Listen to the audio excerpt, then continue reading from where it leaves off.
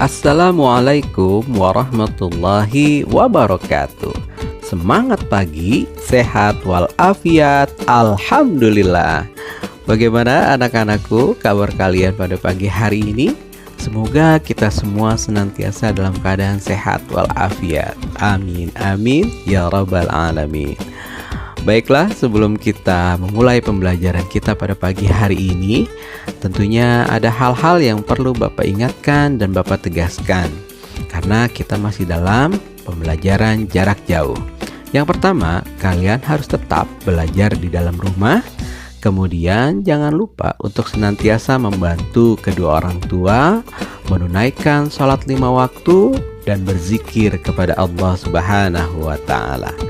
Dan jika kalian ingin beraktivitas di luar rumah, harus senantiasa menggunakan masker dan juga cuci tangan sebelum dan setelah beraktivitas.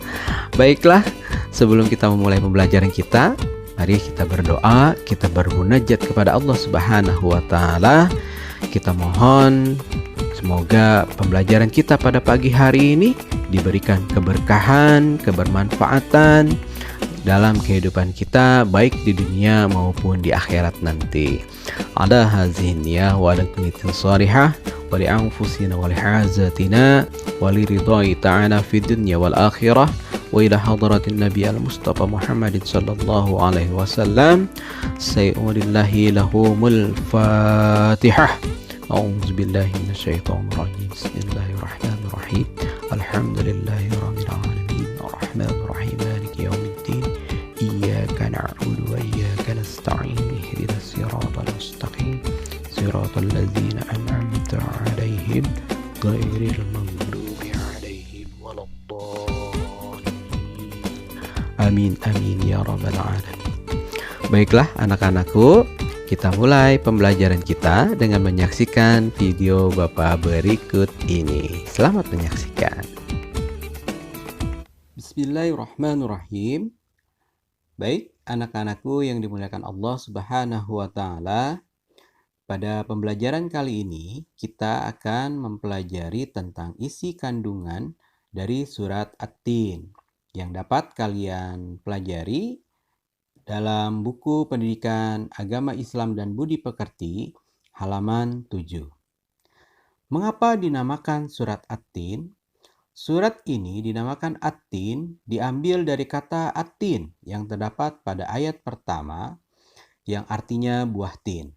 Surat At-Tin adalah surat ke-95 dalam urutan Al-Quran yang berjumlah 8 ayat dan termasuk atau tergolong surat yang diturunkan di kota Mekah atau yang disebut juga dengan surat Makkiyah. Dan berikut ini adalah gambar buah tin dan juga buah zaitun. Adapun isi kandungan dari surat At-Tin pada ayat pertama, yaitu tin adalah buah yang enak dan lembut serta dapat cepat dicerna. Ia menjadi obat yang banyak manfaatnya, memperhalus fisik, mengencerkan dahak, membersihkan ginjal, menghancurkan batu pada saluran air seni, menggemukkan badan, dan dapat melonggarkan rongga hati dan limpa. Sedangkan zaitun adalah buah yang memiliki keistimewaan karena kandungan minyaknya yang berlimpah sehingga dapat dipergunakan di daerah yang kurang memiliki minyak. Sedangkan pada ayat kedua, Allah menyebutkan yaitu Gunung Sinai yang terletak di semenanjung Sinai, yaitu lintasan antara Mesir ke Israel, Arab, dan Mesopotamia. Gunung setinggi 2.280 meter ini juga dikenal dengan nama Jabal Musa atau Gunung Nabi Musa alaihissalam. Karena di tempat ini Nabi Musa alaihissalam menerima wahyu pertama yang berupa kitab suci Taurat dan diangkat menjadi seorang rasul. Pada malam Isra Mi'raj, Rasulullah SAW pernah berhenti sebentar di tempat ini untuk melaksanakan sholat sebagai penghormatan beliau pada kesucian tempat, yaitu Gunung Sinai yang terletak di semenanjung Sinai. Dan ini adalah gambar dari Gunung Sinai. Sedangkan pada ayat ketiga, Allah menjelaskan kota yang aman adalah kota Mekah Al-Mukarramah yang dapat kita lihat gambar ilustrasinya. Kota ini disebut dengan kota yang aman karena siapapun yang memasukinya terjaga keamanannya, keselamatannya, dan kota Mekah juga disebut sebagai Ummul Qura atau tanah yang aman. Kota ini banyak menyimpan sejarah sejak zaman Nabi Ibrahim alaihissalam. Dan pada ayat yang keempat, Allah Subhanahu wa taala menjadikan manusia dalam bentuk sebaik-baiknya. Proses kejadian manusia tidak sama dengan kejadian makhluk-makhluk lainnya. Manusia memiliki akal, jasmani, rohani, dan nafsu. Anggota tubuh manusia serasi dan seimbang, sehingga tampak indah dan cantik dan memudahkan untuk melakukan kegiatan. Sedangkan hewan hanya memiliki jasmani dan nafsu saja. Manusia harus mampu menjaga keseimbangan yang dimilikinya agar supaya menjadi makhluk yang mulia. Namun apabila manusia mengutamakan nafsunya saja, maka ia turun derajatnya seperti hewan, ya. Selain rohani, manusia dibekali dengan akal pikiran agar supaya dapat membedakan mana yang baik dan mana yang buruk. Pada ayat kelima, Allah Subhanahu wa taala mengingatkan manusia, sekalipun mereka sempurna, tetapi dapat turun derajatnya menjadi hina atau lebih hina karena pengetahuan, sikap, dan perilakunya apabila telah keluar dari aturan yang telah ditetapkan Allah Subhanahu wa taala yang telah disampaikan melalui rasul-rasulnya. Berikut ini adalah tabel contoh kelebihan manusia dari makhluk-makhluk lainnya. Dalam hal sikap dan perilaku, ketika bertutur kata, manusia seharusnya bertutur kata yang lembut, yaitu dengan bertutur kata yang sopan, berperilaku santun, terlebih kepada kedua orang tua, dan juga guru, teman, sahabat, atau tetangga. Yang kedua, dalam hal pakaian, manusia seharusnya menutupi auratnya dan memilih model atau warna yang serasi dan disenangi. Dan pada makan dan minum, ketika mengkonsumsi makanan dan minuman, manusia harusnya memilih makanan yang halal dan bergizi yang sesuai dengan selera dan tentunya dengan juga memperhatikan adab ketika makan, yaitu makan dengan membaca doa, kemudian mencuci tangan, dan juga tidak bersuara. Kemudian dalam hal pergaulan sesama teman, manusia harusnya berkumpul dan bersilaturahmi bersama teman-teman dan juga saudara dengan baik dan tidak pernah menyakiti hati, ya, baik dengan dalam hal ucapan ataupun perbuatan. Menggunakan anggota tubuh, artinya menggunakan anggota tubuh sesuai dengan fungsi terhadap hal-hal yang diperbolehkan dalam agama. Maksudnya kita diberikan tangan oleh Allah, seharusnya kita gunakan untuk menolong orang, bukan untuk memukul, ya. Dan kita diberikan kaki oleh Allah, seharusnya digunakan untuk berjalan menuju kebaikan, bukan untuk mencederai orang lain, ya. Pada ayat ke-6, orang-orang yang tidak pernah hina adalah orang yang beriman dan melaksanakan amal soleh. Orang yang demikian itu akan selamat dari kehinaan dunia dan akhirat. Dan berikut ini adalah contoh perbuatan yang merupakan perbuatan orang-orang yang beriman dan beramal soleh. Yaitu dengan melaksanakan sholat 5 waktu dan juga bersedekah kepada fakir miskin atau menolong orang yang dalam kesusahan. Pada ayat ke-7, Allah menjelaskan bahwasanya pada hari kiamat nanti adalah hari pembalasan terhadap perbuatan manusia yang baik dan buruk. Manusia seharusnya tidak meragukan adanya hari pembalasan karena Allah Subhanahu wa taala sudah menunjukkan bukti-buktinya. Allah Subhanahu wa taala memberikan akal kepada manusia untuk berpikir tentang ciptaannya dan hati untuk merasakan iman.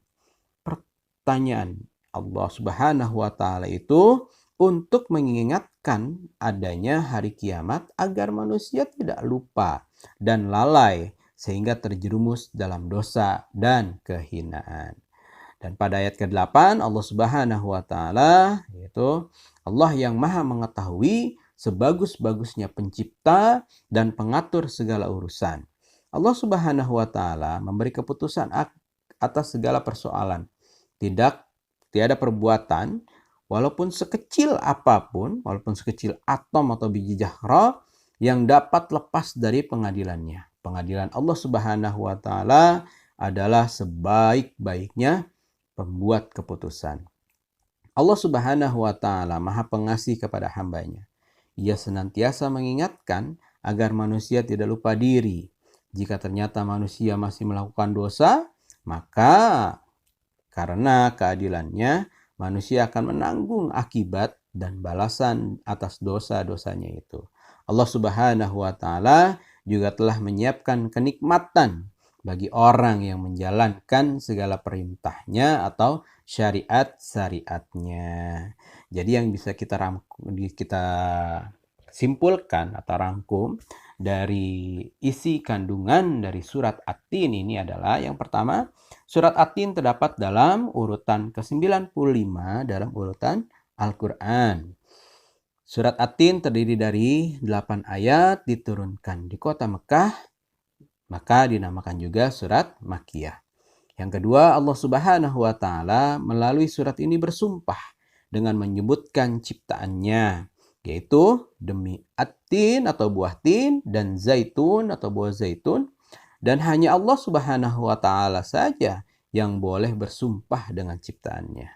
Yang kedua, Allah menyebutkan negeri yang paling aman, yaitu adalah negeri Mekah Al-Mukarramah. Yang keempat, Allah Subhanahu wa taala menciptakan manusia dalam bentuk yang sebaik-baiknya, yaitu terdiri atas jasmani dan rohani yang seimbang. Dan pesan Bapak pada akhir pembelajaran kali ini tentunya seperti yang terdapat dalam tabel tadi, kita harus benar-benar menjaga lisan dan juga perbuatan kita agar jangan sampai lisan kita melukai hati orang lain. Karena apa? Karena luka hati yang ditimbulkan dari perkataan kita itu bisa jadi luka yang dibawa selamanya dan sulit untuk dilupakan.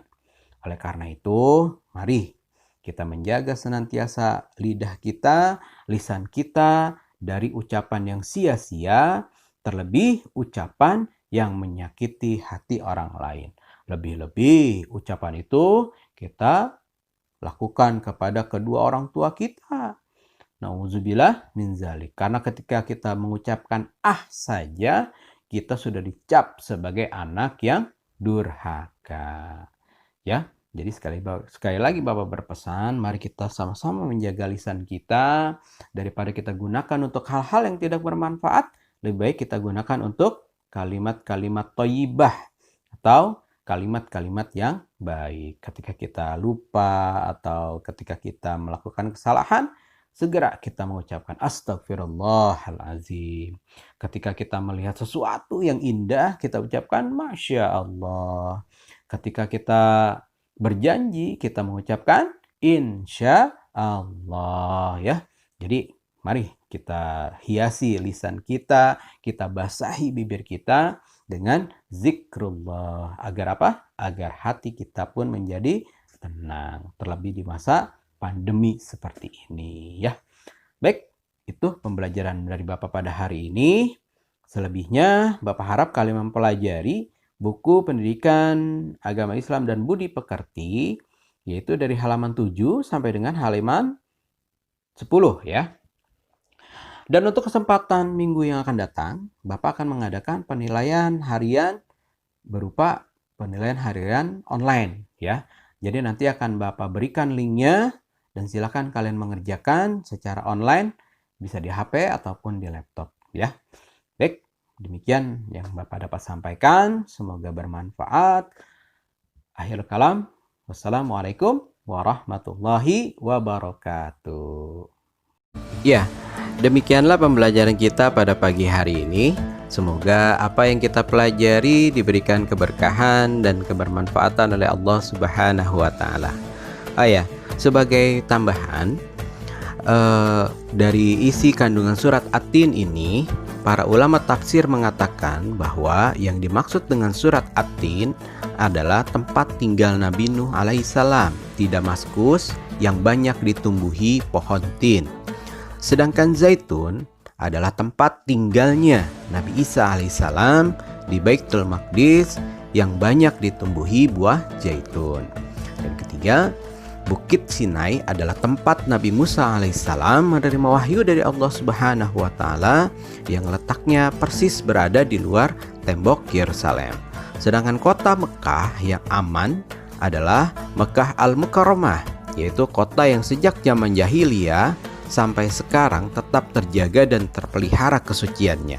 Selain itu, Mekah adalah tempat pertama kali Nabi Muhammad SAW menerima wahyu berupa kitab suci Al-Quran. Jadi Allah menyebut 4 hal dalam surat At-Tin ini menggambarkan bahwasanya Allah ingin mengingatkan dan memberikan pembelajaran kepada kita bahwasanya dahulu Allah pernah mengutus para nabi dan rasulnya yang berjuang dengan gigih dan tanpa putus asa untuk mensyiarkan agama Allah. Nah, semoga itu memberikan pelajaran kepada kita, khususnya saat ini kita dalam masa pandemi. Semoga kita tetap semangat, tidak pantang, tidak menyerah maksudnya, untuk selalu belajar, berusaha, dan memberikan manfaat kepada orang lain. Jadi tidak ada alasan ya untuk malas belajar. Harus tetap semangat seperti yang digambarkan oleh Allah Subhanahu wa taala dalam surat At-Tin. Dan akhirnya Allah pun memberikan kabar baik bagi orang-orang yang taat nanti di akhirat, yaitu berupa kenikmatan di dalam surga, dan juga ancaman bagi orang-orang yang tidak mau taat, yaitu berupa siksa neraka yang amat pedih. Nauzubillahi min dzalik. Baik anak-anakku, semoga apa yang kita pelajari bisa kalian pahami dan kalian amalkan dalam kehidupan kalian sehari-hari. Titip salam kepada kedua orang tua kalian. Lebih kurangnya dari Bapak mohon maaf. Wassalamualaikum warahmatullahi wabarakatuh.